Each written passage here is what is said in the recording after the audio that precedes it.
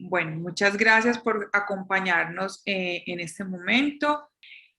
Bueno, ahora sí le voy a dar paso al doctor Carlos Garcés, quien es nuestro conferencista invitado del día de hoy. El doctor Carlos Garcés es parte de nuestra sociedad, es un socio muy activo de la Sociedad Colombiana de Pediatría, de la Regional Antioquia. eh, Él es pediatra especialista en enfermedades infecciosas, docente de la Universidad de Antioquia, trabaja también en la clínica Cardiovid, en la clínica Las Américas y en la Fundación Antioqueña de Infectología, agradeciéndole que esté con nosotros, agradeciéndole siempre su disponibilidad y el apoyo que tiene para acompañarnos académicamente y en el gremio con diversos temas de interés en infectología. Los dejo con el experto. El día de hoy nos va a hablar sobre enfermedad meningocócica y obviamente agradecemos a Pfizer por la oportunidad que nos da para seguir haciendo estas reuniones académicas que sé que son muy importantes para todos y que todos extrañamos la presencialidad, pero aquí estamos y aquí seguimos con este interés para prevenir enfermedades en los niños y en este caso pues una infección que puede ser rápidamente progresiva y letal. Adelante, doctor Garcés, y de nuevo, muchas gracias por estar con nosotros. Bueno, buenas noches a todos. Muchas gracias a la sociedad por la invitación para compartir estos momentos. Entonces, la idea es hablar de enfermedad meningocócica, la epidemiología y consideración en vacunación. Siempre que le dicen a uno que hable de meningococo, eso es todo un mundo y siempre debería uno tratar como de circunscribir de qué es lo que va a hablar, porque si no, uno se quedaría hablando pues todo el tiempo y nunca acabaríamos de hablar de meningococo, que es una de las cosas más fascinantes que hay. Declaro mi conflicto de interés, soy conferencista de Pfizer y de Sanofi Pasteur. Y para empezar entonces, miremos que en abril del 2020 la Organización Mundial de la Salud crea un mapa, una ruta global para combatir la meningitis para el 2030. Las metas que proponen ellos son eliminar las epidemias de meningitis bacteriana y, como sabemos, pues de los gérmenes que nos producen meningitis bacteriana, el que da epidemias es meningococo como tal. Reducir los casos y las muertes de meningitis bacteriana, pues, las cuales son inmunoprevenibles, y disminuir las secuelas y mejorar la calidad de vida en los pacientes que sufren meningitis. Todo esto va muy de acorde eh, con meningococo la mayoría de veces, y de todas maneras están también hemófilos, influenza y neumococo, pues ahí dentro del paquete. Los pilares para derrotar la meningitis, aquí los vamos a leer. Básicamente esto aplica a lo largo de toda la charla, van a oír lo mismo: vigilancia de la enfermedad, hacer un diagnóstico y tratamiento adecuados, hay promoción y participación, soporte y cuidado para los afectados por meningitis, sobre todo en meningo, que son uno de los pacientes, una de las que más secuelas deja, y una prevención y control epidémico, para lo cual van a necesitar una vigilancia epidemiológica muy fuerte. Vemos cómo nos muestran aquí que hay de 1990 al 2016, cómo ha sido la carga global de meningitis. África desafortunadamente sigue siendo impactada. El África subsahariana todavía sigue con meningitis, a pesar de que ha tenido ya disminución con el serogrupo A, pero sigue siendo impactada por la meningitis. En América, pues tenemos meningitis, pero no es a los mismos niveles que se evidencia en África. Esto es básicamente es mostrar cómo a lo largo del tiempo ha ido bajando, tanto en los países de altos ingresos como en los de bajos ingresos, cómo ha ido bajando la mortalidad y cómo ha ido bajando el número de casos. Y cuando vemos entonces a nuestro país, a Colombia, vemos cómo a lo largo del tiempo, pues sí, se ha logrado bajar la incidencia. Para el 2016 había bajado, al igual que las muertes, pero seguimos teniendo unos números que son importantes en esta enfermedad y entonces habrá que seguir combatiendo la meningitis. Para entrar ya en materia, entonces recordemos meningococo, unos conceptos rápidos. Se calcula que hay 1.2 millones de personas al año que sufren la infección y hay una mortalidad de 135.000 personas al año. Recordemos que esto parte de los portadores del nasofaringe, que es aproximadamente el 10% de la población, pero esto no es aplicable a todos los grupos de edad. Recordemos que hay grupos de edad que tienen unas portaciones mucho más altas y básicamente este es el grupo de adolescentes que son los que comparten ciertas situaciones con el grupo etario en el cual van a tener mayor riesgo de ser portadores y fuera de eso de transmitir la enfermedad. Secuelas hasta en un 20%, vemos como hay hipoacusia, amputación de extremidades, lesiones cerebrales, una mortalidad que oscila de un 10 a un 15%, pero puede ir hasta el 40% en casos de meningococcemia. Recordemos que es una enfermedad que es de rápida evolución y en 24 horas podemos tener un paciente que ya fallece. Actualmente hay 6 serogrupos importantes, el A, el B, el C, el W, el X y el Y en la parte clínica, y la transmisión está asociada definitivamente a ciertos comportamientos. Como les decía, el grupo más importante es el de adolescentes, que el comportamiento de las fiestas, la rumba, el hecho del cigarrillo, compartir botellas, los besos, entonces todo esto lleva a que haya un mayor riesgo en este grupo etario y son los que mayormente están dentro del grupo de portadores. Es más frecuente de todas maneras verlo también en menores de 1 año. Nuestros países siguen viendo esa estadística, de pronto los norteamericanos no lo ven tanto y para ellos es mucho más de adolescentes. Nosotros sí seguimos viendo menores de 1 año hasta un 50% en menores de 5 años cuando vemos las estadísticas para nuestros países. Y una de las cosas más interesantes y más importantes es la alta diversidad genómica que tiene meningococo. Entonces, de ahí la importancia inicialmente de los serogrupos, pero vamos a ver a lo largo de la charla que también no es solo el serogrupo, sino tenemos que ir viendo también, estamos ya en el siglo XXI, la parte molecular es una de las caracterizaciones más importantes que hay que hacer. Y meningo se caracteriza porque es una bacteria que recibe muy fácil el material genético de su misma especie de otras especies que estén en el mismo nicho. Entonces, acuérdense que coloniza a nivel de nasofaringe, otras especies que estén ahí podrían también ir transmitiendo material genético y eso es lo que lo hace que tenga una alta diversidad genómica y es capaz de recibir DNA de otras bacterias o de su misma especie y eso va haciendo que sus factores de virulencia vayan cambiando. Por eso es que tenemos algunos pacientes que son solo portadores, como sería este caso, y es un alto porcentaje de los que son portadores, pero en algún momento, en medio del intercambio de genes y de toda esta información genética, va a haber factores de virulencia que van a favorecer la invasión y ya va a llegar al torrente sanguíneo y es cuando vamos a tener una enfermedad meningocócica invasora. Recordemos que meningo tiene muchísimas factores de virulencia, en su pared tiene algunas proteínas, tiene una cápsula. Recordemos que los que dan enfermedad invasora generalmente son los capsulados porque tenemos también meningococos sin cápsula que serían generalmente los que están solo dando colonización y son portadores en nasofaringe. Y estos elementos que tenemos en la pared vemos que nos van a ayudar después al resto de la clasificación. Entonces, los serogrupos es solo por el polisacárido capsular, o sea, las letras como tal. Pero tenemos también serotipos por el NADA, subtipos por A o serotipos por B. Entonces, finalmente, lo que tenemos es, en este ejemplo, Neisseria meningitis y con el B, sobre todo, que ha sido uno de los que más trabajo nos ha dado.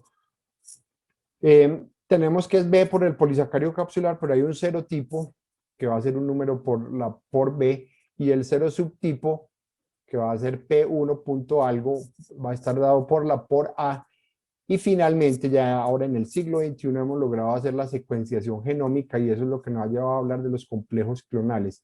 Y más adelante vamos a ver que el complejo clonal no siempre tiene que ser relacionado al polisacárido capsular, porque más adelante vamos a ver que puede haber complejos clonales que pueden haber pasado por varios polisacáridos porque ellos cambian, digamos, la cápsula que poseen, entonces va a haber distintos complejos clonales que van a pasar a lo largo del tiempo de un serogrupo a otro.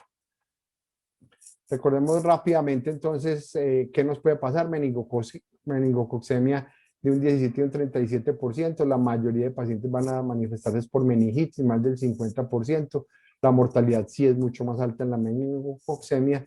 Y meningococcemia más meningitis va de un 4 a un 22% con una mortalidad, digamos que intermedia. Otras manifestaciones podrían ser neumonía, meningococcemia crónica, epiglotitis, conjuntivitis, pericarditis, peritonitis, osteomielitis, artritis y más adelante vamos a hablar una cosita de uretritis.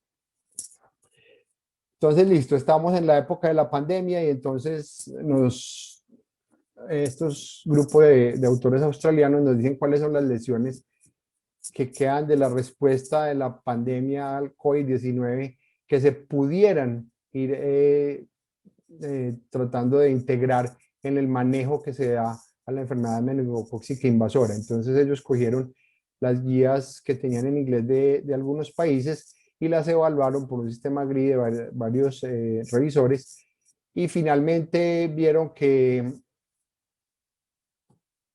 uno de los problemas partía de cosas tan elementales como lo que era contacto estrecho. La definición de contacto estrecho no estaba unificada, una cosa decían en Europa, otros los australianos, otros los norteamericanos, otra en Nueva Zelanda y otra en el Reino Unido. Entonces, desde ahí se parte que cuando uno quiere hacer una vigilancia, lo que debería tener es primero unas definiciones adecuadas para que todo el mundo hable el mismo idioma, porque si no va a ser muy difícil posteriormente. Entonces, de esta parte de la pandemia, pues obviamente se toman esas enseñanzas que hay que tratar de hablar siempre el mismo idioma, tener los mismos parámetros, las mismas definiciones para poder tomar después las decisiones adecuadas. También con la pandemia, entonces nos hablan que qué ha pasado y tenemos este estudio en 26 países que hace vigilancia de infección respiratoria invasiva a partir del 2018, 19 y el 20 y vemos cómo para neumococo, hemófilus influenza y meningococo, estos son 2018 y 19, en el 2020 vemos cómo baja inmediatamente, arranca la pandemia, pero no así con Streptococcus agalactiae, que es un germen que no es tan respiratorio, entonces miren que este continúa siendo en su carril endémico normal, pero sí vemos como hemófilus, neumococo y neisseria inmediatamente las medidas de distanciamiento social y todo esto que hemos tenido que usar a lo largo de este año y medio, pues impactaron en el número de pacientes. Recordemos entonces a nivel del mundo, esto va variando y van dando la vuelta. Antes fue en la década de los 70 y los 80 el serogrupo A el más frecuente. Después empiezan a aparecer los otros y vemos cómo para este momento Suramérica, entonces tenemos el B y el C como frecuentes, el W estuvo, digamos que a principios de la década pasada, entre 2010 y 2013, impactó mucho, sobre todo en Chile y en Argentina, y eso llevó a ciertas decisiones en vacunación. Brasil siempre ha tenido epidemias, es uno de los países que es más activo en la parte de vigilancia y en la parte de definiciones de tomar medidas con respecto a su circulación en cuanto a qué vacunación va a poner. Vemos que los norteamericanos tienen tanto B como C, como Y y como W. Nosotros en algún momento tuvimos y ahora vamos a ver posiblemente que nos haya llegado desde el hemisferio norte. Vemos como en Europa siguen siendo B, C, W. El Y no es tan frecuente en Europa en este momento. En África es importante resaltar este X, que el X sí ha sido uno de los que ha estado en África, digamos que llenando en parte el nicho de toda esta parte del África subsahariana, que era el cinturón de meningitis donde estaba el serogrupo A a lo largo de muchos años, pero una vez se llevó la vacuna a partir de 2010-2011, se impactó de manera importante en la circulación del A y miren que ya el A no es el que tienen ahí, tenemos B como principal, pero también hay C y W, lo mismo que en Asia y en Oceanía. Entonces vemos que en el mundo iba cambiando y esa es la importancia de tener una vigilancia para poder saber qué decisiones vamos a tomar con respecto a prevención. Para Latinoamérica, entonces tenemos este artículo que nos habla de lo que ha pasado desde 1945 al 2010, cómo ha sido la circulación.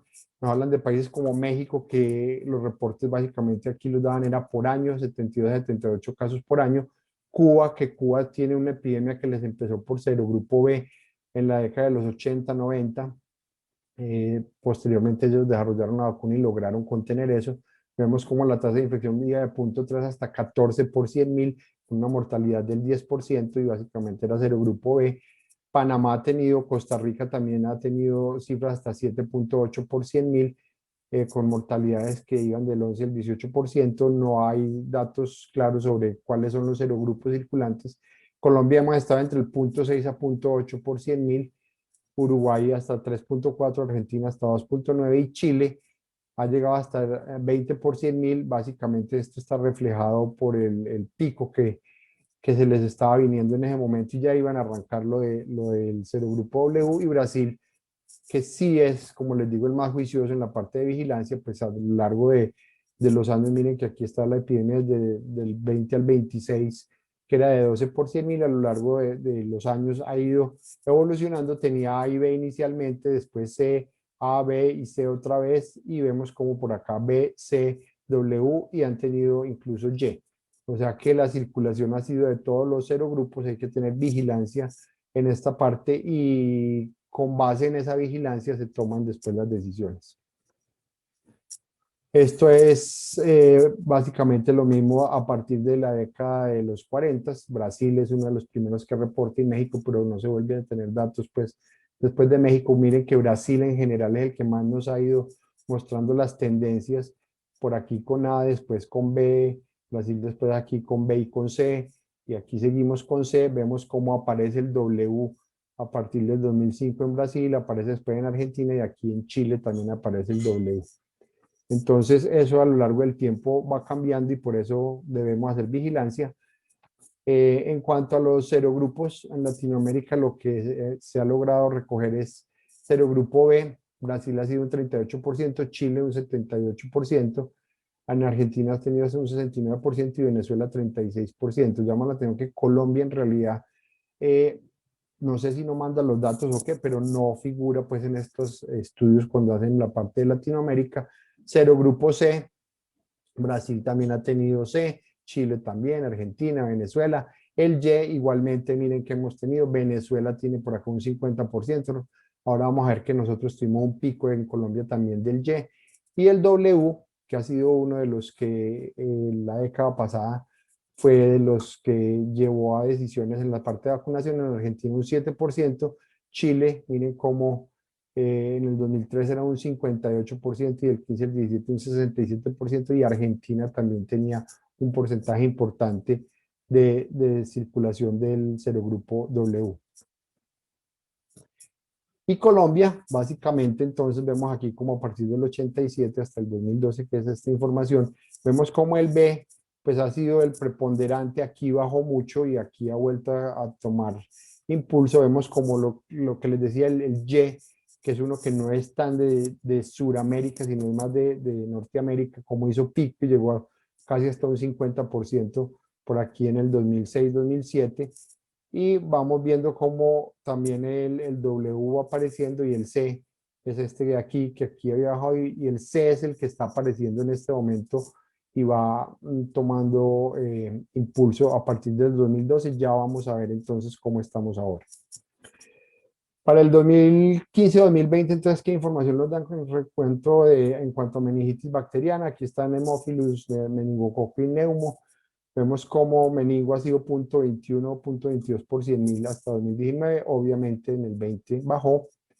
Vemos cómo está neumococo, que también bajó, y Haemophilus también bajó. En realidad, a pesar tener que hablar que todavía tengamos Haemophilus influenza, pues en un país en el que tenemos vacunación para Haemophilus influenza en nuestro país desde el siglo pasado. En cuanto a meningo para el 2020, miren que lo mayor reportado en incidencia mayor de 1 por 100.000, entonces sería aquí en el departamento de Córdoba, y tenemos otros departamentos como Antioquia y Bolívar que también han reportado meningo para 2021. Eh, Aquí nos cuentan exactamente qué es lo que ha pasado y veamos cómo Neisseria meningitis para la población general ha sido 0.01 por 100.000, esto es 2021, ojo, y menores de 5 años es 0.13 por 100.000, o sea, ha bajado y en los menores de 5 años no ha habido mortalidad, hubo un muerto, pero en la población de adultos.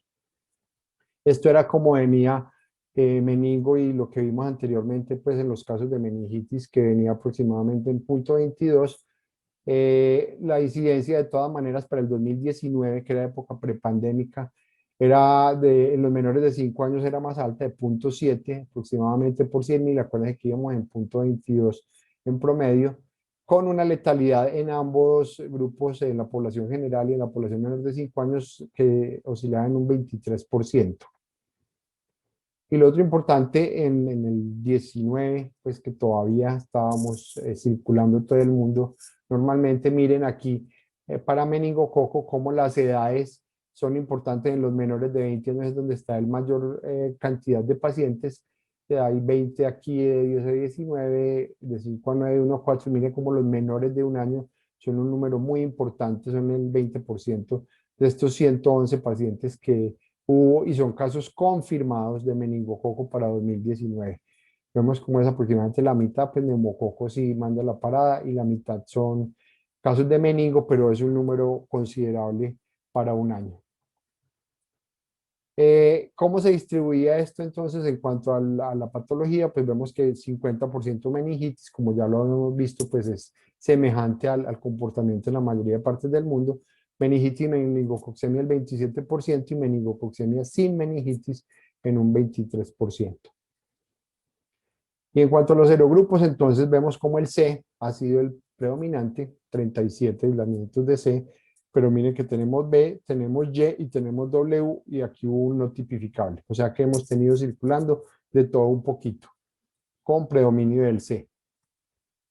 Y ya para ver entonces, sigamos bajando, llegamos a Medellín del 2018 al 2019, cómo ha sido la circulación de meningitis y meningo, hemófilus y neumo. A partir del 2008, miren cómo meningo ha empezado a repuntar a partir del 2016 a competir con neumococo y miren cómo en el 2018 hubo más casos de meningococo que de neumo en la ciudad de Medellín y en 2019 fueron parejos.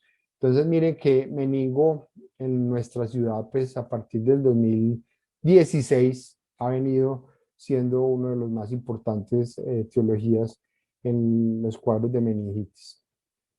Esto es el canal endémico para meningo de 2019, hubo 12 casos en ese año.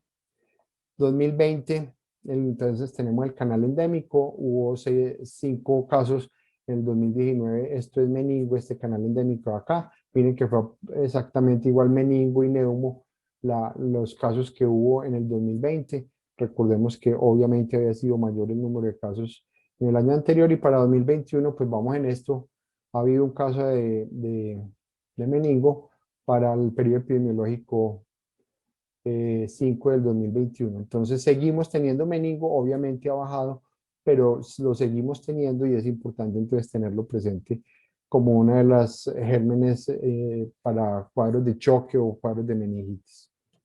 En cuanto a los serogrupos, en Medellín vemos cómo hemos tenido también de todo un poquito. Ha habido B, C y hubo Y en algún momento en 2016, pero como el C es el más frecuente en los últimos años. Entonces, ese ha sido el preponderante en nuestros aislamientos en la ciudad. Entonces, con esos datos, digamos, miren que en el mundo eso va variando, en Latinoamérica va variando, igual en Colombia hay picos de uno, vuelven y bajan y aparecen otros serogrupos.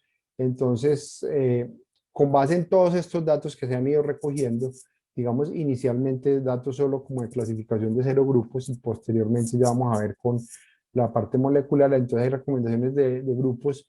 En la iniciativa global de meningococo hay unas recomendaciones para Latinoamérica. La última vez que se reunieron fue 2015. Entonces, básicamente, ellos se habían reunido como en el 2009, 2010 y eso vuelven y caen en lo mismo, desafortunadamente. Pero hay que seguir, pues, digamos, echando la cantaleta a ver si algún día se logra todo esto. Entonces, lo primero es establecer un sistema de vigilancia nacional o regional para evaluar la real epidemiología de la enfermedad meningocócica invasora, teniendo datos de distribución de serogrupos, secuelas y mortalidad. Yo creo que todo el que trabaja en un hospital de referencia donde le llega alguna vez un paciente con meningo sabe cómo es ese karma de lograr averiguar después y tener alguna información de la cepa si se logró mandar, y entonces eso debe ir al departamental, del departamental al INS, y en todas esas vueltas esa información se nos pierde, por lo menos a nosotros, a los clínicos. Entonces hay que ir pidiendo esa información solo a las secretarías de salud o al Instituto Nacional de Salud. Estandarizar procedimientos de laboratorio, incluyendo las técnicas moleculares de rutina. Entonces definitivamente hay que implementar las técnicas moleculares y establecer laboratorios de referencia con un adecuado entrenamiento. Si yo no, en mi hospital es muy pequeño o algo, no tengo cómo, pues saber a dónde puedo enviar la muestra.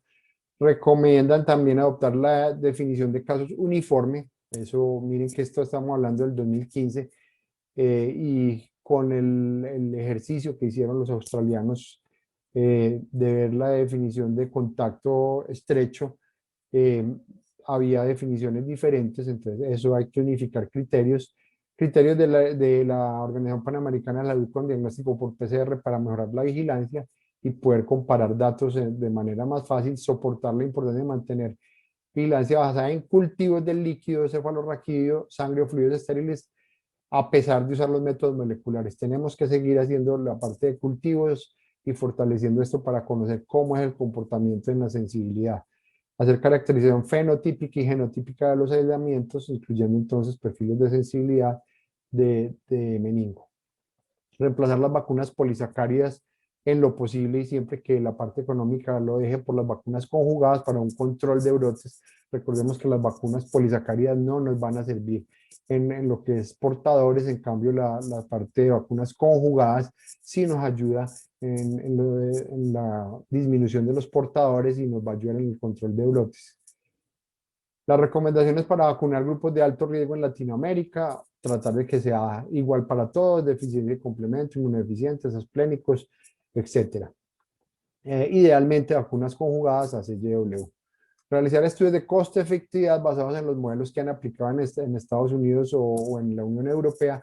Yo diría que uno de los que más experiencia tienen en meningo definitivamente son los del Reino Unido, y son unos de los que deberíamos seguir el ejemplo para la parte de vigilancia y para tomar decisiones e irnos moviendo según el perfil epidemiológico, cómo va variando. Monitoreo de evolución de las estrategias de vacunación implementadas en distintos países para determinar su impacto y limitaciones. Vamos a ver cómo hay países que, de acuerdo a lo que está circulando, pues definen una vacuna. Eso ha pasado con la vacuna conjugada para meningo C, que muchos países la implementaron solo para meningo C. Y vuelvo y digo, yo creo que los del Reino Unido son los que más nos han enseñado cómo puede ir alternando y van variando su esquema de vacunación según la epidemiología que tengan. Ojalá la vacunación debería ser sin costo, sobre todo aquellos que van a viajar a áreas endémicas.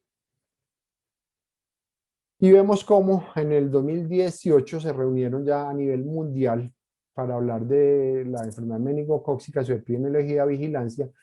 Empiezan a hablar de las cepas hipervirulentas, y aquí ya empiezan a hablar entonces de lo que sería la parte de vigilancia molecular también, resistencia a antibióticos y poblaciones de alto riesgo, y vuelven a decir cosas muy semejantes a lo que ya había dicho anteriormente para Latinoamérica. Vacunación según los datos de cada país o región. Es importante que todo el mundo trate de hacer vigilancia epidemiológica, porque si no, el hecho de que solo se haga en unas partes y en otras no, pues eso no funcionaría. Según datos epidemiológicos y económicos de cada país, pues se tomarían las decisiones de las vacunas. Obviamente habrá vacunas que estén priorizadas por encima de meningo por la carga de enfermedad. Entonces, en el momento en que se llegue al control de lo otro, pues ya vendría a pensarse en meningo. Continuar con el proyecto MENA-FRIVAC, que definitivamente fue uno de los más importantes, fue la vacunación con vacuna conjugada para meningo A en lo que es el África subsahariana, el cinturón de la meningitis, con una vacuna que cuesta menos de $1, y eso definitivamente impactó y se demostró que se podían producir vacunas de todas maneras de buena calidad y más baratas. Proyectos de vacunación en meningitis podrían servir como modelo para continuar también otros proyectos en estas zonas.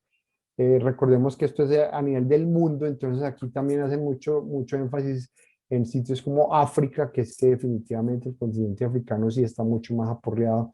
Entonces, otros proyectos que se pudieran asociar a lo de la vacunación, vacunación en viajeros a zonas de alto riesgo según políticas locales. Todo esto se ha ido aprendiendo, digamos que la zona de más alto riesgo en este momento y que siempre ya, pues desde hace rato ya se tiene como norma que el que vaya a ir allá a peregrinar a la Meca eh, debería aplicarse la vacuna de meningo. Desarrollo de vacunas contra serogrupos prevalentes, entonces A, B, C, Y, W y el X, si fuéramos a hablar de los países africanos, en lo posible reemplazar ya las vacunas polisacáridas por vacunas conjugadas, que son mucho más efectivas y nos ayudan a los portadores, vigilancia de laboratorio, establecerla, vacunación en eventos según la epidemiología y vacunación de todas las personas con VIH. Miren que son cosas como muy semejantes, pero esto es a nivel ya global, digámoslo. Entonces hay cosas medio elementales para continentes como África que todavía no tienen toda esta infraestructura. Y lo que les decía entonces, ellos hacen énfasis en la parte molecular y el complejo clonal 11 es un complejo que data y se conoce desde el siglo pasado, desde el siglo XX. Es un complejo clonal que ha venido circulando y a lo largo del tiempo vemos como aquí cuando nos muestran ha ido cambiando de distintos serogrupos y entonces ha habido complejo clonal del serogrupo B, del serogrupo C, del serogrupo W, entonces ha ido evolucionando a lo largo del tiempo y digamos que para el siglo XXI este complejo clonal 11 la importancia ha sido que en el año 2000, que fue cuando hubo un pico a nivel de África subsahariana, hubo un pico y parte de Europa, fue el complejo clonal 11 el inicial que se describió, que eran los que habían ido a la Meca, a la parte de peregrinación. Posteriormente se empezaron a ver casos de serotipo del serogrupo W en Sudamérica y ahí fue cuando Chile y Argentina y algo de Brasil fueron impactados y también apareció en el Reino Unido. Y gracias a estos mecanismos de biología molecular se vio que no era la misma cepa, que una cosa era el complejo clonal 11 con el serogrupo W que había estado en la Meca y otra cosa diferente era el que estaba circulando en Sudamérica y en el Reino Unido. Y posteriormente, entonces en 2013, en el Reino Unido empiezan a notar cambios en el tipo de manifestaciones, eh, las manifestaciones clínicas más de síntomas del tracto gastrointestinal con choque grave, con el serogrupo W también, entonces se hicieron los estudios y es una tercera modificación que se hace a este complejo clonal 11. Entonces vemos cómo la parte de hacer la vigilancia, pero con la epidemiología molecular, va ayudando a evidenciar si lo que está circulando tiene alguna relación con brotes que ha habido en otras partes del mundo. Los portadores, entonces, ¿qué tenemos que hacer? Pues conocer estudios, pero en realidad esto es mucho menos lo que se hace. Vemos como para lo que se ha hecho en América, para portadores, pues básicamente ha sido, la mayoría se ha encontrado portadores por ahí en un 6 a 10%, básicamente es el grupo C. Vemos como en el África hay mayor diversidad, hay portadores con W, miren que hay portadores con el grupo X, con el Y o con los no tipificables. Es frecuente que cuando hacen estudios de portación haya muchos que son no tipificables, que están ahí en la nasofaringe y son no capsulados. Y vemos como para el continente europeo pues tienen B y tienen por aquí también Y. Llamativamente no reportan C, que es uno de los que también han tenido ellos. Digamos que lo logran contener con medidas de aplicar vacuna específica para el C. Y para el continente americano, entonces, para el siglo XXI, ¿qué sabíamos? Vemos como, pues, desafortunadamente hay muchos países que no tienen datos. La mayoría de datos provienen de Brasil. En Colombia hay un estudio, hay otro de México. Entonces, ¿qué nos decían? Vemos como la mayoría de estudios de Brasil, la aportación era por ahí de hasta un 3%. Aquí hay unas que reportan una de un 21%, pero esto fue un brote que hubo en una refinería, en dos refinerías en realidad, allá en Brasil y fue del serogrupo C y lograron contener pues este brote con aplicación de la vacuna. Vemos como para Colombia el dato global era de 6,8% de portadores en un estudio que se hizo en estudiantes de colegio y de universidad entre 15 y 21 años. Es importante conocer lo de portación porque definitivamente de ahí es de donde parten los brotes y las epidemias. Posiblemente los niños menores de 1 año no son tan importantes en esto de ser portadores, sino quién es el que los va a infectar probablemente a ellos.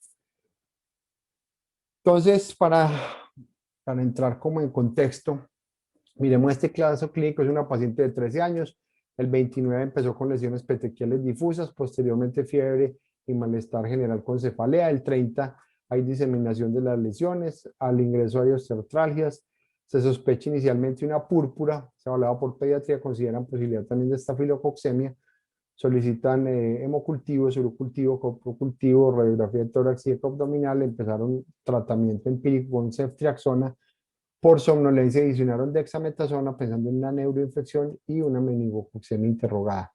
Posteriormente, pensando en estafilococcemia, suspenden la ceftriaxona e inician vancomicina, pero ese mismo día al ingresar a UCI por el choque en el que está, reinician ceftriaxona a dosis de 2 gramos cada 12 horas. El primero ingresa, hay deterioro clínico, tenemos una punción lumbar con un líquido cefalorraquídeo que es negativo, con un film array, o sea, la prueba molecular del líquido no detecta patógenos. Hay deterioro clínico, lesión renal aguda que lleva a que necesite terapia de reemplazo renal y un choque refractario a aminas y sospecha de una insuficiencia suprarrenal. El 2 requiere intubación y el 3 se plantea plasmaféresis para remover inmunocomplejos. Y en medio de esto, el hemocultivo es positivo y le realizan el panel de sepsis, que es la prueba molecular de cuando hay hemocultivos positivos y es positivo para Neisseria meningitis. Estas eran las lesiones que estaba desarrollando y que desarrolló a lo largo de su curso, que posteriormente requirieron pues manejo por cirugía plástica. Todo este caso es cortesía del doctor Andrés Arias de Cúcuta, que fue el que le tocó lidiar con este paciente. Entonces, para evitar esto, ¿qué nos queda? Pues la prevención. Y para la prevención, la idea son vacunas según los esquemas nacionales. Vemos cómo históricamente meningo arranca desde por aquí, desde principios del siglo XIX, 1800, cuando estuvieron los primeros brotes de meningitis, pues meningocócica, por ese momento todavía no se había descrito la bacteria. Posteriormente, ya en el 87 está el aislamiento de la bacteria como tal. Dentro de su historia vemos cómo se va haciendo, aparece la penicilina ya como tratamiento, algún tratamiento efectivo para estos cuadros invasores. Aparecen ya la clasificación de acuerdo a los serogrupos a partir de 1955 y en el 63 ya Goldschneider nos habla de cuáles serían los correlatos de protección y de ahí en adelante es que empieza el advenimiento de la vacunación, inicialmente vacunas polisacáridas y posteriormente se empezaron ya a producir las vacunas conjugadas.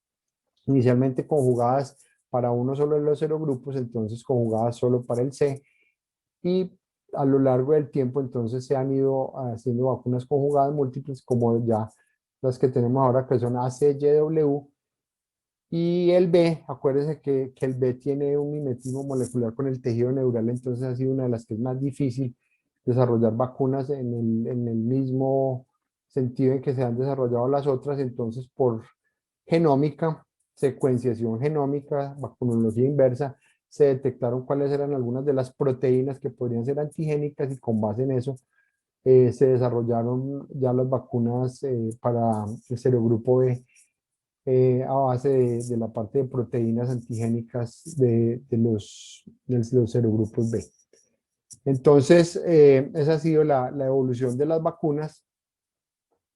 Esta es la clara muestra y yo creo que pues no necesitamos sino ver esto. Esto era cuando no había vacunas, cómo eran los picos de meningococo, sobre todo en la parte de militares y eso. En Estados Unidos arrancan con vacunas del grupo C, que era el que estaba circulando en la década de los 70, miren cómo baja ahí mismo. Posteriormente se van haciendo introducción de otras vacunas y obviamente va disminuyendo, y ya para terminar el siglo XX, miren cómo era muy bajo en realidad la incidencia de meningococo en Estados Unidos. A lo largo del tiempo, igual se va viendo entonces los cambios en la circulación en las distintas partes en África. Pues inicialmente antes, digamos, antes del 2005-6, era el serogrupo A, finalmente ya en 2009-2010 que tuvieron su vacuna. Entonces han tenido circulación, tenemos el W como uno de los más importantes en África. Parece que parte de peregrinación de la Meca circuló en África. Tenemos en Australia que también ha circulado, y miren que el W ha sido uno de los más frecuentes a lo largo de los últimos años, lo mismo que veíamos en Argentina, Países Bajos. En Italia también han tenido brotes con W, lo que les decía el Reino Unido. Recuerden que hubo primero un clado de los del complejo clonal 11 y después a partir de 2013 otro clado diferente. Todo eso con base a la secuenciación genómica que se ha logrado hacer. En Francia han tenido también brotes con W y en Suecia. Todo esto lleva a que se tomen decisiones. Entonces países como Chile, Argentina, Reino Unido han ido adecuando sus esquemas vacunales de acuerdo a lo que está circulando, y con base en esto es que se van tomando las decisiones. Otros países lo han hecho ya a nivel de prevención y control sin tener brotes en ese momento, pero para prevenir, establecer como en Estados Unidos, que ya tienen establecido la vacuna ACWY, y la vacuna para serogrupo B. En realidad en Estados Unidos inicialmente se utilizó fue para control de brotes en universidades. Cuando vemos esta página de la OMS, el monitoreo de cómo es los esquemas de vacunación en el mundo para el 2020, para Latinoamérica teníamos lo siguiente. En Argentina, a partir del 2017, implementaron para toda su población, para sus niños ya, la vacuna de meningococo ACWY, posterior al brote pues que habíamos visto de meningo W, con esquema 3, 5, 15 meses y con un refuerzo en la adolescencia. Brasil, que es el más juicioso y el que pero más duro le ha dado meningo a lo largo del tiempo, desde el 2010 puso meningococo C los 3, 5 y 12 meses, y también con un refuerzo a adolescentes. Y también tiene implementado meningo ACWY para los adolescentes con hemoglobinuria paroxística nocturna que vayan a recibir eculizumab. Chile, a partir de 2014, también el brote de W, el mismo que le había dado a los argentinos y a Chile, entonces decidieron implementarlo en su programa de vacunación nacional. ACWY a los 12 meses y pacientes con necesidades especiales o situaciones de riesgo, y meningo B a los grupos de riesgo. Entonces vemos que ya algunos de los países de Latinoamérica han implementado meningo B al menos a los grupos de riesgo. Colombia sale como si tuviera meningo ACWY, pero en casos de brotes y en casos 2, 4, 6 meses en casos de brotes, o si tienen entre 7 meses y 23 meses 2 dosis. En realidad esto pues me llama la atención que esté ahí, porque cuando ha habido los brotes que tuvimos en Cartagena hace ya unos años, pues no hubo en realidad como mucha implementación de control de brotes con vacunas, pero les digo lo que tenemos anotado ahí. En Cuba tienen la meningo BC, que es la vacuna que ellos tienen desde el siglo pasado, desde los 90, lo aplican a los 3 y 5 meses, les fue muy bien porque era exactamente igual, era diseñado a la medida para lo que estaba circulando de meningo B en la isla, y lograron contener la epidemia. Y en Paraguay tenemos meningo ACWY, pero para personas que sean de grupos de riesgo. Y eso es lo que tenemos como esquemas en Latinoamérica. En ninguno de los otros países están implementados ninguno de los esquemas, ni siquiera para personas de riesgo, mejor dicho. Entonces, en Colombia, ¿qué tenemos? Las vacunas conjugadas que tenemos acá, básicamente son ACWY. Tenemos estas 3 vacunas. Tenemos una vacuna que es con polisacárido meningocócico ACWY conjugada con un toxoide tetánico. Ya ahorita vamos a ver los esquemas. Este es Nimenrix. Tenemos Membeo, ACWY, También tiene oligosacáridos de meningo conjugado con una proteína CRM197 de Corynebacterium diphtheriae. Y tenemos Menactra, que también es ACGW, que es polisacáridos de meningo, ACGW también conjugado con toxoide difterico. Entonces tenemos estas tres vacunas en nuestro mercado. La diferencia entonces son en los esquemas sugeridos y en los estudios que se han realizado. Vemos cómo entonces Nimenrix, que es la que tiene el toxoide tetánico, tiene un esquema de 6 semanas, en la que se puede iniciar más temprano, a 5 meses. La idea es dosis con un 2+1, 4 meses con un refuerzo a los 12 meses. Entre los 6 y los 12 meses son 2 dosis, una inicial y un refuerzo después de los 12 meses. Y en todos los mayores de 12 meses, sin tope de edad máxima, se pone una dosis. Digamos que el esquema más fácil de todos los que tenemos se puede iniciar entonces desde pequeñitos, que es una de las cosas importantes. Acuérdense que en los menores de 1 año teníamos una alta incidencia cuando vimos Colombia. Tenemos la otra vacuna que es asociada a Menveo con toxoide diftérico, el CRM197. De 2 a 6 meses ponemos 2 dosis con intervalo de 2 meses y posteriormente un refuerzo 12 y 18 meses, un 2+1. Cuando es entre 7 y 23 meses, vamos a poner las 2 dosis con intervalo de 2 meses y una segunda dosis que sea después de los 12 meses. Y en los mayores de 2 años, hasta los 55 años, se aplica una dosis. Y la más veterana de todas las vacunas que tenemos en realidad de meningococo, que es Menactra, que es asociada a toxoide diftérico.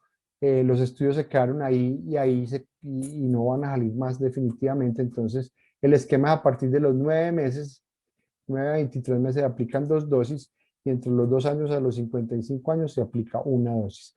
Digamos que en la parte comercial esta es la que tiene experiencia de más años, pero se queda cortica entonces de pronto en la parte de que solo se puede arrancar a los 9 meses y vemos como las otras pueden aparecer desde periodos mucho más bajitos de edad, desde los 2 meses o incluso desde las 6 semanas. Tenemos estas 3 vacunas, tienen estudios estudios de aplicar con otras vacunas sin que tengan interferencia, excepto Menactra con PCV13, con Prevenar 13. Siempre habría que esperar 4 semanas después de aplicar Prevenar para poder aplicar la vacuna de Menactra. No así con las otras vacunas conjugadas. Y hay estudios también en adolescentes de las 3 vacunas para aplicación en adolescentes combinadas con las vacunas de la adolescencia. Y nos queda faltando entonces el serogrupo B, que es el que como vieron sigue dando guerra en todo el mundo y en Colombia subió, bajó, vuelve y sube y lo hemos tenido a lo largo del tiempo.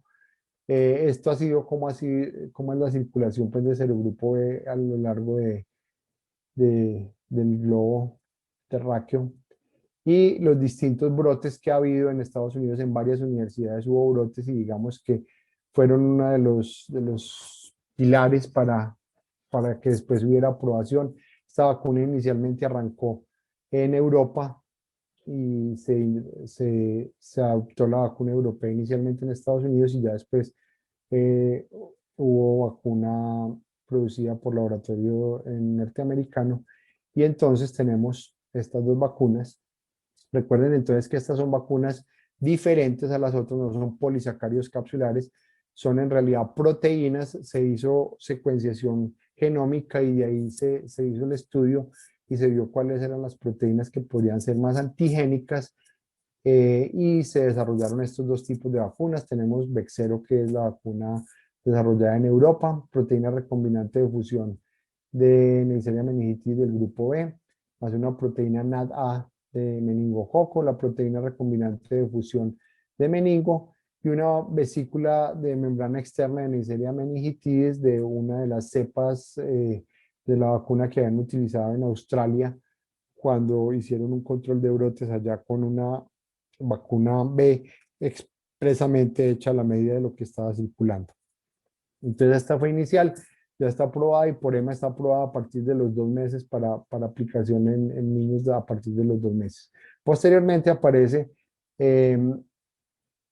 Trumemba, que tiene 2 subfamilias del factor H de unión a proteínas de las subfamilias A y B. Esta vacuna está aprobada a partir de los 10 años. Ellos en general en Estados Unidos, pues el problema que siguen teniendo es con adolescentes, está aprobada a partir de los 10 años. Aquí estuvo sometida al INVIMA, pero en este momento está ahí como en stand-by y no tenemos entonces aprobación de ninguna de estas dos vacunas para nuestra población infantil en Colombia. Entonces, cuando pasa todo esto y tenemos toda esta información, ¿qué es lo que va viendo uno que hacen los países? Este es un artículo reciente que los franceses entonces van viendo cómo ha sido su circulación a lo largo del tiempo, los distintos serogrupos, y van viendo esto y las medidas que han tomado en los países vecinos. Acuérdense que cuando vimos eh, Inglaterra, Reino Unido, pues es uno de los vecinos ahí al ladito cruzando el canal, que más tráfico tienen o tenían, pues digamos que ahora en los últimos año y medio ha sido diferente, pero entonces que más tráfico tenían. Entonces es tratar de ir, cuando de acuerdo a su epidemiología y a lo que vayan haciendo en los países vecinos, tratar de ir definiendo qué esquema vacunal van a dejar y con base en esto que han visto ellos, pues ya están considerando aplicar la vacuna ACWY y también están pensando en que ameritaría iniciar vacunación con meningo B para sus niños allá en Francia. Entonces eso sería la vacunación y el resto es hacia dónde vamos, qué está pasando. La idea es que deberíamos, y la parte molecular definitivamente es la que debería mandar la parada. Vemos cómo hay estudios, por lo menos en Colombia, miren este estudio no es tan reciente, de 2015, hicieron la parte de caracterización de la parte clonal, los complejos clonales de unos adolescentes y adultos jóvenes en una universidad en Bogotá y vieron cómo era la circulación. Recordemos que es mucho más importante tener esta información que el solo serogrupo y sobre todo cuando es el B, sí que nos interesa tener la información completa y no decir solo serogrupo B, sino hay que tener serotipo, serosubtipo y inmunotipo para poder tener una vacuna lo más cercana posible al serogrupo B con todas estas características que tenga para poder impactar en el caso de epidemias. Entonces, miren que ya tenemos en Colombia, por lo menos ya alguna vez se ha hecho la parte de secuenciación, tenemos los complejos clonales y vamos viendo cómo circulan. Hay que tener el ojo abierto, lo que hablaban en alguna de las recomendaciones de los comités era la parte de cómo es los perfiles de sensibilidad. Miren cómo en el 2019 y 2020 ya nos hablan de cepas de Neisseria meningitis, serogrupo Y, eh, resistentes a ciprofloxacina, o sea que posiblemente no por la parte de tratamiento, pero sí por la parte de profilaxis empezaríamos a tener problemas y productor de beta-lactamasa, entonces se nos van a perder la penicilina como tal y ya se ha empezado a ver algunos con sensibilidad intermedia a las cefalosporinas. Con un agravante, estamos viendo entonces cepas de Neisseria meningitis que lograron con todos los cambios moleculares que ellos van haciendo de sus genes y el intercambio que hacen, han logrado llegar a otro nicho, digamos, entonces ya están a nivel urogenital y anorrectal, hay infecciones por cepas invasoras de Neisseria meningitis. La característica es que generalmente dejan de producir cápsula y son no capsuladas estas cepas que están allá. Y hay un agravante, acuérdense que les dije que ellas recibían información genética entre las mismas Neisseria meningitis, pero también de otras especies. Y entonces vemos cómo ya en las uretritis están recibiendo alelos de Neisseria gonorrhoeae. Recordemos que gonococo es uno de los gérmenes que está en la mira por una resistencia disparada en el mundo. Entonces, esto sería uno de los grandes problemas si tenemos alelos de gonococo que van a ir pasando a las clados de Neisseria meningitis que están llegando allá. Y este sería un cuarto clado del complejo clonal 11 que se ha visto que también entonces ha aparecido y este cuarto clado tiene la característica que no es en hombres que tienen sexo con hombres, sino es en hombres que tienen sexo heterosexual. Entonces en las mujeres se están viendo después de los periodos de vacaciones en España y eso, cuando funcionaba pues el mundo anteriormente. Yo creo que vamos a volver, por allá están volviendo igual en este momento los ingleses a salir, y llegan, y ha habido casos de brotes de cepas de meningococo con ya perfiles de resistencia similares a gonococo.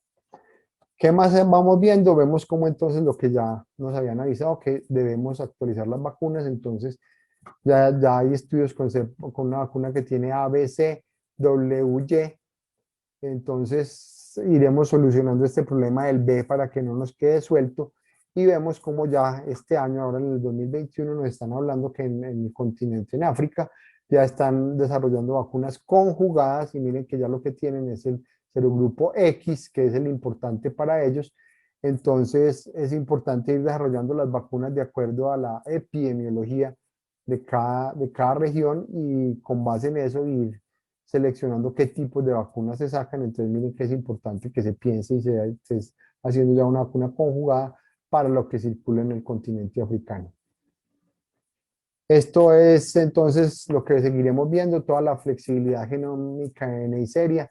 Eso nos lleva a que hay cambios en Neisseria meningitis, y se ha visto que definitivamente estos cambios en la serina, una serin proteasa que tiene propia meningo, puede comportarse y no solo ser capaz de degradar la inmunoglobulina A, sino que también ya se ha visto que tiene actividad contra la inmunoglobulina G3. Entonces son cepas que van a ser mucho más invasoras, y es importante entonces hacerle la parte de vigilancia para ver cómo es el comportamiento, y el resto de cepas hay que seguir haciendo vigilancia, tanto los grupos capsulares como los no capsulares, para ver cómo es el comportamiento a lo largo del tiempo y en el mundo. Y esto es lo que definitivamente nos están diciendo. Miren, aquí tenemos un pangenoma, y todo esto es el serogrupo B, el A, el C, el Y, el W, el C, aquí otro W. Básicamente lo que está verde oscuro son los genes que están activos, y los que están inactivos están en verde clarito. Entonces miren cómo se va viendo algunas diferencias en los distintos serogrupos, y esta es la manera de ir estudiando cómo es el comportamiento, eh, digamos, en el intercambio de información que va teniendo meningo, y toda esa parte de cambios moleculares, de cambios en genes de resistencia, en cambios de metabolismo, para poder saber cómo va haciendo la evolución, y también ir desarrollando vacunas que sean adecuadas a todo esto. Entonces tenemos una página que afortunadamente desarrollaron inicialmente del Reino Unido, pero ya es pública para todo el mundo. Esta página es de gérmenes multiresistentes, pues está en Neisseria especies, y la mayoría de lo que han publicado ahí, hay casi 20.000 secuencias genómicas ya de Neisseria, y por ahí 15.000 son de Neisseria meningitis. Miren que nos va evaluando distintos genes blanco, y cuando uno se para ahí, mira, Colombia, pues por lo menos han evidenciado 109 aislamientos con 116 genomas diferentes. Entonces la idea es ir alimentando estas bases de datos para poder ir sabiendo cómo es el comportamiento de meningo.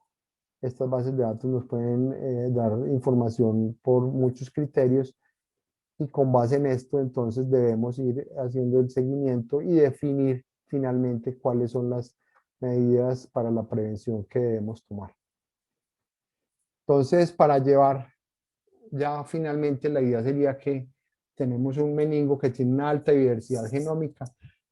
Cuando uno ve la historia, pues miren que eso va cambiando, y no va a ser solo el serogrupo, sino los complejos clonales también nos van a ir variando. Entonces es importante tener ese tipo de información y hacer fuerza y presión por tener pruebas moleculares para determinar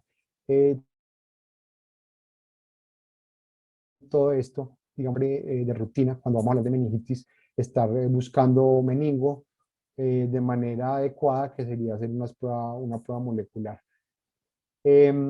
Vigilancia adecuada, tener estandarizado, tener laboratorios de referencia donde podamos mandar las pruebas si no las tenemos a la mano en nuestro hospital, pero siempre hacerlo.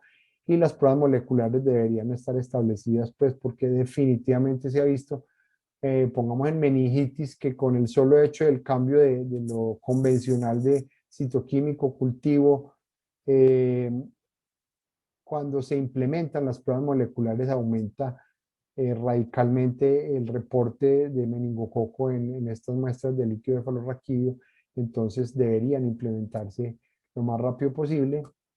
Tratar de hacer estudios de portadores, recordemos que de ahí es de donde vienen todos los brotes, entonces conocer cómo va a ser la circulación y ver cómo es la parte de portadores.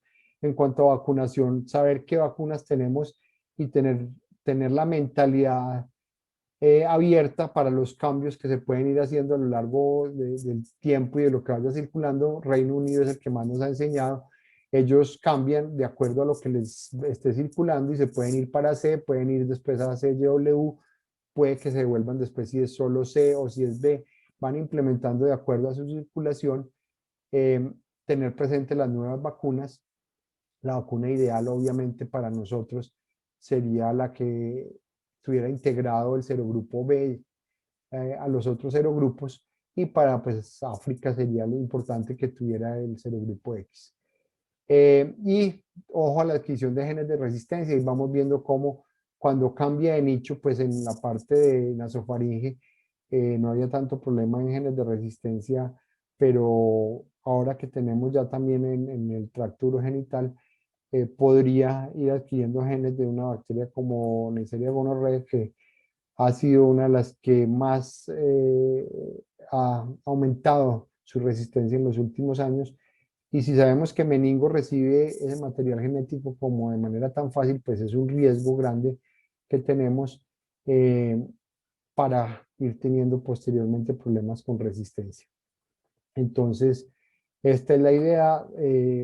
Definitivamente tenemos que tratar de seguir vacunando en lo posible, porque si tenemos la población vacunada, pues obviamente no vamos a tener portadores. Acuérdense que las vacunas conjugadas sí nos impactan en eso.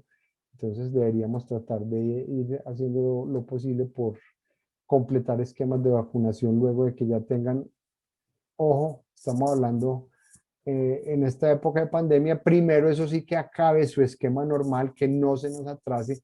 Definitivamente hay que completar primero todos los otros esquemas, pero tener presente que esta es una vacuna que debería ir pensando en cuándo se va a implementar por los números que vimos en nuestro medio. Muchas gracias.